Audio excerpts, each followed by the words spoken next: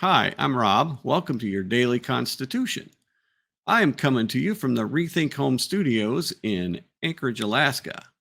So if you have a moment, take a look at rethinkhome.net. We have a lot of really cool stuff in here. There is furniture, there is a ton of artwork, and all kinds of just interesting things from all around the world. So if you have a moment, rethinkhome.net.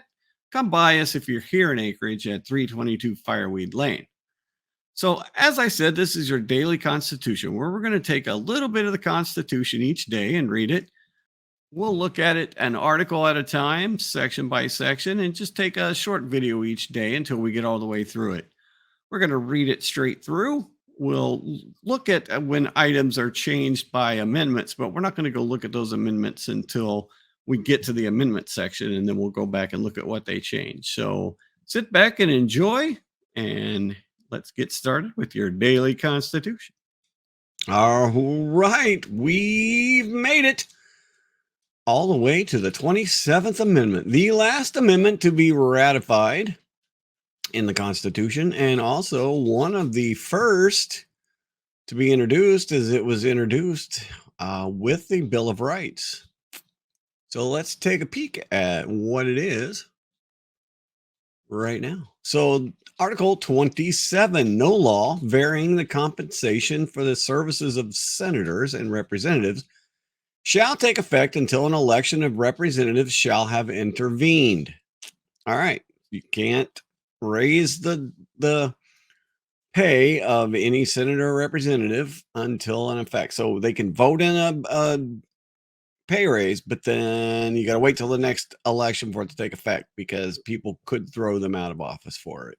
And we'll get into more of that in a minute. But the amendment, being the second of 12 articles proposed by the first Congress on September 25th, 1789, was declared by the Archivists of the United States on May 18th, 1992, to have been ratified by the legislatures of 40 of the 50 states. So 200 years, just over 200 years. So the amendment was ratified by the following states. This is in 1789, Maryland, December 19th. Then in 1789, November, North Carolina, December 22nd. Then we go to 1790, South Carolina, January 19th. Delaware, January 28th. Vermont, November 3rd, 1791. Virginia, December 15th, 1791. And then we skip down and we see Ohio, May 6th, 1873. 1873. So another almost 100 years later, that one, Ohio said, okay, we'll pass it. Then Wyoming in March 6th of 1978. So then another 100 years passes. And then it picks up here. And this is where it gets the steam behind it. So Maine, April 27th, 1983. Colorado, April 22nd, 1984. South Dakota, February 21st, 1985. New Hampshire, March 7th, 1985. Arizona, April 3rd, 1985. Tennessee, May 23rd, 85. Oklahoma, July 10th, 85. New Mexico, February 14th, 86. Indiana, February 24th, 86. Utah, February 25th, 86. Arkansas, March 6th, 1987. Montana, March 17th, 1987. Connecticut, May 13th, 1987. Wisconsin, July 15th, 1987. Georgia, February 2nd, 1988. West Virginia, March 10th, 88. Louisiana, July 7th, 88. Iowa, February 9th, 89. Idaho, March 23rd, 1989. Nevada, April 26th, 1989. Alaska, woohoo, May 6th, 1989. Oregon, May 19th, 1989. Minnesota, May 22nd, 89. Texas, May 25th, 89, Kansas, April 5th, 1990, Florida, May 31st, 1990, North Dakota, March 25th, 1991, Alabama, May 5th, 1992, Missouri, May 5th, 1992, Michigan, May 7th, 1992, and finally New Jersey, May 7th, 1992. Ratification was completed on May 7th, 1992. Then it was subsequently ratified by Illinois and California in 1992. So, wow. Why did all of a sudden it pick up? Well, let's take a look at what this says here.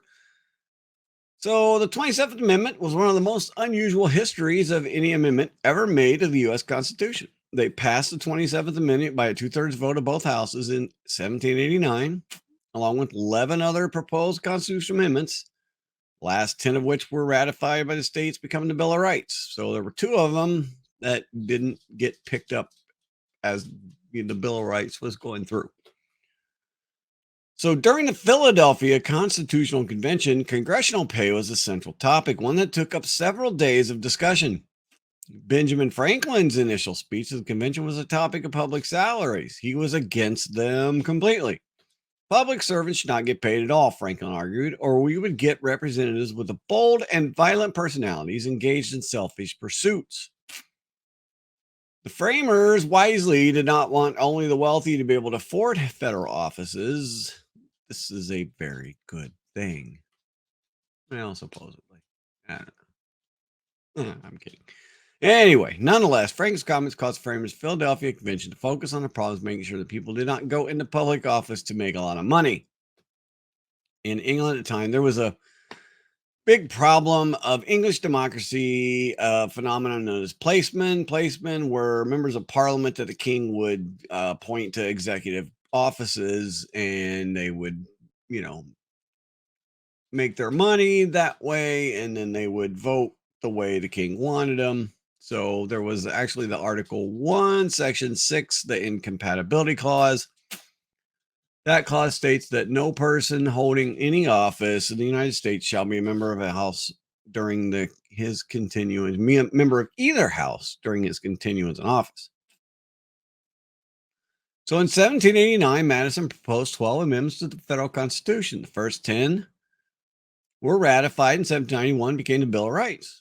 But one of the proposed amendments was not ratified at the time, and that was became the 27th Amendment. And it goes on here. It was only ratified by 6 states. And then a young man named Gregory Watson was a sophomore at the University of Texas. Let's make sure we're caught up here. Yes.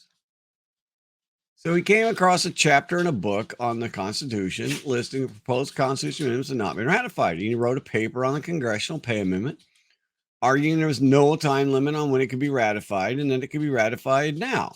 Well, he got a C. He didn't like that he got a C, so he disputed that, and the professor affirmed his C. So he said, screw it, I'm going to get this thing ratified. So he sent letters around the country to state legislatures, and most of them ignored him. But in Maine, Senator William Cohen liked the idea, and he pushed it, and it passed in Maine in 1983. And then after that, Watson kept pushing, and the amendment picked up steam. And the fact that the amendments passed through Congress in 1789, and of its non-ratification by the states came to public attention in the 80s, and there was tremendous popular disapproval of the performance of Congress and the exorbitant salaries and fringe benefits members of Congress enjoyed. So as a result, a campaign was launched to get 3/4 states to ratify the amendment. And they did. And so by 1992, the 38 states needed for full ratification had all passed the amendment. Thus, the 3/4 of states consensus required in Article 5 of the Constitution was finally reached in 1992, more than 202 years after Congress had proposed the amendment. The Archivist of the United States declared the amendment to be legally ratified. Subsequently, Congress on May 20th, 1992, declared the ratification to be legal and the amendment be part of the Constitution. And as of today, 46 states have ratified it and 4 have not. So Speaker of the House, Tom Foley, initially called for litigation to challenge the legality of the amendment's ratification process, but he quickly changed his mind on that point once he saw how popular the amendment really was. So they passed the amendment, they ratified it. Everybody said, okay, it's good, except for the Speaker of the House said, no, I don't know. Let's take it to court. And he realized, oh, wait, if I do that, they're not going to vote for me again. So a politician thinking with his voting stick. Anyway, all right. So that is it. That is the 27th Amendment. We have now read the Constitution in full and all of the amendments. So I think next week we'll start looking at some of the amendments that did not make it, that were ratified by Congress and presented but did not become amendments. And then we'll go on from there and see what else we can learn about this wonderful thing called the Constitution. So thanks for hanging out. Thanks for watching. Let me get big again. There we go. I keep forgetting to do that every night. So yes, we will continue to do this, and we will learn together more stuff about the Constitution. So thanks for hanging out. Thanks for watching, and we'll see you next time.